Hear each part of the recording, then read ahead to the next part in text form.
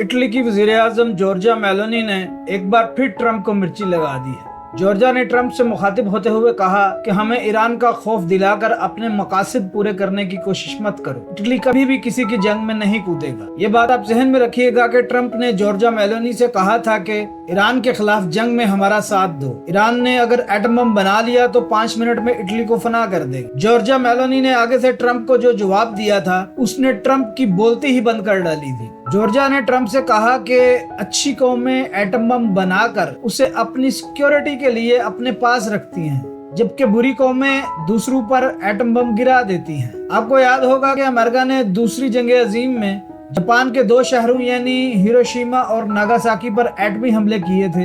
इन एटमी हमलों में तकरीबन 3 लाख के करीब जापानी शहरी हलाक हो गए थे। जॉर्जिया मेलोनी ने ट्रंप को ऐसा जवाब दिया था कि जिसके बाद ट्रंप गुंग होकर रह गया था। फिर शर्मिंदा सा मुंह लेकर ट्रंप ने कहा कि इटली ईरान के खिलाफ जंग में अब हमारा साथ देने जा रहा है, जिस पर जॉर्जिया ने फौरन रिएक्ट किया और कहा कि झूठ मत बोलो, इटली ईरान के खिलाफ जंग में अमेरिका का कभी साथ नहीं देगा।